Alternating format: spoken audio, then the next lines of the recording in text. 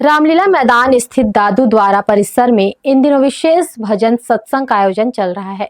इस आयोजन की खास बात यह है कि जयपुर से पधारे विख्यात संत आचार्य राम झूलन दास महाराज के मुखारविंद से श्रद्धालु सत्संग और भक्ति संगीत का आनंद ले रहे हैं। इस आध्यात्मिक आयोजन में सर्व समाज के लोग बढ़ चढ़कर सहभागिता कर रहे हैं।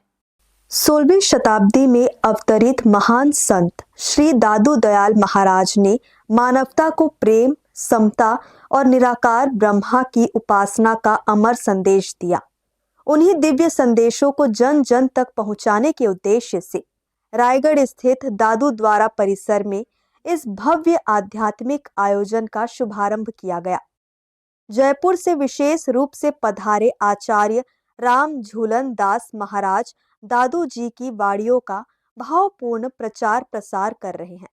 उनके सानिध्य में चल रहा यह सत्संग केवल प्रवचनों तक सीमित नहीं है, बल्कि भक्ति, संगीत और साधना से परिपूर्ण एक आध्यात्मिक अनुभूति बन चुका है।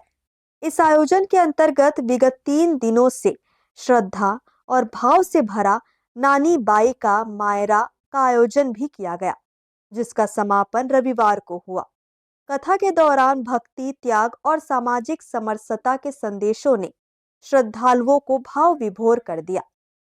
खास बात यह है कि इस सत्संग में किसी एक वर्ग नहीं, बल्कि सर्व समाज की सहभागिता देखने को मिल रही है।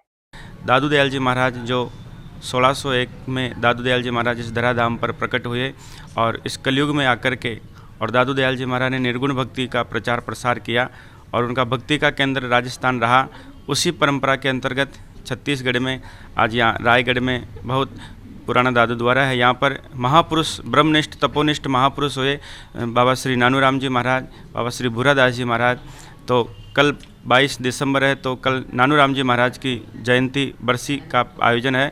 उसी के अंतर्गत यहाँ पर 10 दिसंबर से दादू दयाल जी महाराज की जो अनुभव वाणी है, दादू दयाल जी महाराज ने अपनी वाणी में लिखा है कि एक राम के नाम बिन जीव की जलन न जाय, दादू कहते पचमुए कर कर बहुत उपाय। परमात्मा के नाम के बिना इस जीव का इस कलिकाल में उद्धार नहीं हो सकता। 40 वर्षों से हम जुड़े हुए हैं। यहाँ समय समय पे संतों का आगमन होता रहता है और इसी कड़ी में अभी राम झूलन दास जी राजस्थान से पधारे हुए हैं। इन्होंने विगत 10-12 दिनों से भक्ति, ज्ञान और वैराग्य की गंगा को रायगढ़ में बहा दिया है और अभी 3 दिनों से नानी बाई का मायरा हो रहा है, जिसका समापन आज होगा। पिछले कुछ दिनों से प्रारंभ हुआ यह आध्यात्मिक आयोजन 22 दिसंबर को विधिवत रूप से संपन्न होगा।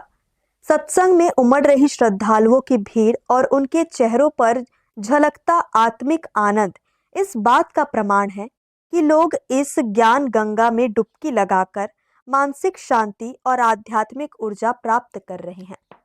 हर्ष न्यूज़ के लिए श्याम देवकर की रिपोर्ट।